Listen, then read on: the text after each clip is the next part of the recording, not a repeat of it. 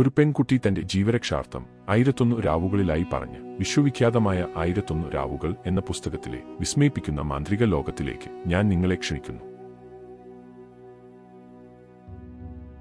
അതിനാൽ 10 വർഷങ്ങൾ കഴിഞ്ഞു ഞാൻ അവളെ കാണാൻ പോകുമ്പോഴാണ് ഇയാളെ കണ്ടതും കാര്യങ്ങൾ അറിഞ്ഞതും. വ്യാപാരിയുടെ ജീവന്റെ 1/3 അയാൾക്കു വിട്ടുകൊടുത്ത് രാക്ഷസൻ വാക്ക് പാലിച്ചു. ഈ ഉള്ളവനും പറയുവാനുണ്ടൊരു കഥ അങ്ങുന്നേ. അങ്ങേക്ക് മതിപ്പുള്ളവാകുന്നെങ്കിൽ മാത്രം അങ്ങ് വ്യാപാരിയുടെ 1/3 ജീവൻ എനിക്ക് വിട്ടുതരൂ. കൊട്ടാരം പോലൊരു വീടും ചുറ്റും പരിചാരകരും ദൃഢഗാത്രമായ ശരീരഭംഗിയും ഉണ്ടായിട്ടും ഒരു പെണ്ണിനാൽ ചതിക്കപ്പെട്ട് എല്ലാം നഷ്ടപ്പെട്ടവനാണ് ഞാൻ.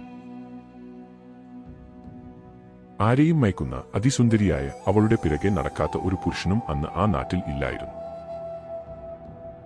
അവളെ കണ്ട മാത്രയിൽ ഞാനും അവളിൽ അനുരക്തനായി. ഒരു പൂവിനു ചുറ്റും ഒരു പൂമ്പാറ്റയെന്ന വിധം ഞാൻ അവളുടെ പിന്നാലെ നടന്നു. ഒടുവിൽ അവൾ സമ്മതിച്ചു. ജീവിതത്തിലെ ഏറ്റവും മനോഹരമായ നിമിഷങ്ങളെന്നു ഞാൻ കരുതിയ ദിനങ്ങളായിരുന്നു അതെല്ലാം. വൈകാതെ ഞങ്ങളുടെ വിവാഹവും നടന്നു. ഒരു നിമിഷം പോലും അവളെ വിട്ടു പിരിഞ്ഞിരിക്കാൻ എനിക്ക് വയ്യായിരുന്നു. അവൾ എന്റെ ഭാഗ്യമാണെന്ന് ഞാൻ വിശ്വസിച്ചു. എന്നാൽ അധികം വൈകാതെ കച്ചവട ആവശ്യത്തിനായി എനിക്ക് യാത്ര പോകേണ്ടതായി ഉണ്ടായിരുന്നു. പോകുന്ന വഴി ഹൃദയഭാരം കൊണ്ട് എന്റെ കൂടെയുള്ളവരോട് യാത്ര തുടരാൻ പറഞ്ഞു. ഞാൻ ഒറ്റയ്ക്ക് തിരികെ മടങ്ങി.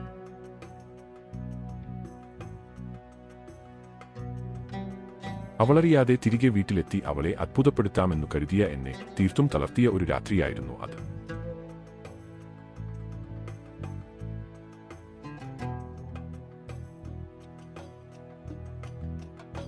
അവളുടെ കൂടെ മറ്റൊരാളെ കണ്ടതും ഞാൻ ഞെട്ടിത്തെറിച്ചു. അവൾ എന്നെ ചതിക്കുകയായിരുന്നു. എന്റെ സ്വത്തും പണവും ആയിരുന്നു അവളുടെ ലക്ഷ്യമെന്ന് ഞാൻ തിരിച്ചറിയുകയായിരുന്നു. രക്ഷപ്പെടാൻ വേണ്ടി അവൾ പലതും പറഞ്ഞു, കേണപേക്ഷിച്ചു. അതുകൊണ്ടൊന്നും കാര്യമില്ലെന്ന് തോന്നിയതാവാം അവൾ എന്തൊക്കെയോ മന്ത്രങ്ങൾ ഉച്ചത്തിൽ ഉരുവിടാൻ തുടങ്ങി. എനിക്ക് തല കറങ്ങുന്നത് പോലെ തോന്നി. എന്തെങ്കിലും മനസ്സിലാവുന്നതിനു മുൻപേ ഞാനൊരു തെരുവ് പട്ടിയായി മാറി. അവൾ എന്നെ കെട്ടിയിടാൻ ഒരു കയറുമായി വന്നു. ഗത്യന്തരമില്ലാതെ അവിടെ നിന്ന് ഞാൻ ഓടി രക്ഷപ്പെട്ടു.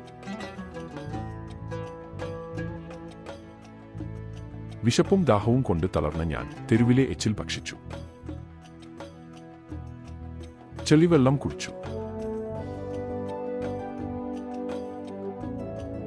ആദ്യമായി ജീവിതത്തിൽ അവഗണനയും അപമാനവും സഹിച്ചു. ആളുകൾ എന്നെ കല്ലെടുത്തെറിഞ്ഞു. തെരുവുകളിൽ പട്ടിണി കിടന്നു.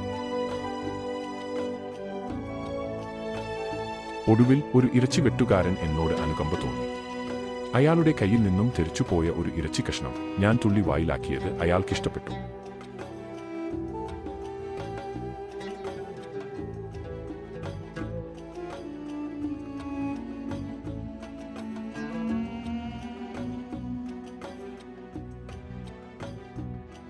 അങ്ങനെ ദിവസവും അയാൾ തരുന്ന ഒരു ചെറിയ കഷ്ണം ഇറച്ചിക്കായി ഞാൻ അയാളുടെ കടയ്ക്ക് മുന്നിൽ കാവലിരുന്നു. വർഷങ്ങൾ കടന്നുപോയി. മഴയും വെയിലും കൊണ്ട് എന്റെ നിറവും സൗന്ദര്യവും മങ്ങി. എന്റെ ദുർവിധിയോർത്ത് കരഞ്ഞു തളർന്ന് ഓരോ രാവും കടന്നുപോയി. അങ്ങനെ ഒരു ദിവസം ആ തെരുവിലൂടെ കടന്നുപോയ ഒരു വൃദ്ധസ്ത്രീ എന്നെ കണ്ടതും സൂക്ഷിച്ചു നോക്കി. മറ്റുള്ളവർക്ക് കാണാൻ കഴിയാത്തതെന്തോ അവർക്ക് കാണാൻ കഴിഞ്ഞിരുന്നു. അവർ തേടിയതെന്തോ കണ്ടെത്തിയതുപോലെ അവർ അവിടെ നിന്ന് പോയി.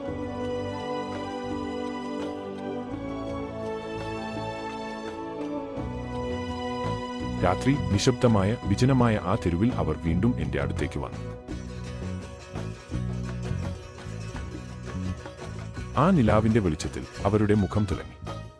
എന്തൊക്കെയോ മന്ത്രിച്ച ശേഷം അവർ എന്നോടായി പറഞ്ഞു, അല്ലാഹു നിന്നെ ഒരു പട്ടിയായാണ് സൃഷ്ടിച്ചതെങ്കിൽ നീ ഇതുപോലെ തന്നെ ഇരിക്കുക, അല്ലെങ്കിൽ അവൻ നിന്നെ സൃഷ്ടിച്ച രൂപത്തിലേക്ക് മാറുക.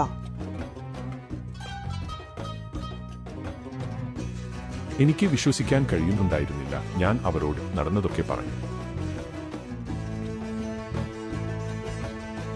അവർ എന്നോട് അവരെ എന്റെ വീട്ടിലേക്ക് കൂട്ടിക്കൊണ്ടു പോകാൻ പറഞ്ഞു.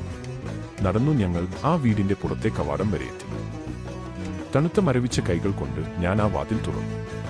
ഒരിക്കൽ പരിചാരകരും സുഹൃത്തുക്കളെയും കൊണ്ട് എന്നും ആഘോഷഭരിതമായിരുന്ന എന്റെ വീടുമുറ്റം ശൂന്യമായിരുന്നു. എന്നിട്ട് നേരം വെളുത്തിരിക്കുന്നു മഹാരാജൻ. ശേഷം ഞാൻ രാത്രി പറയാം.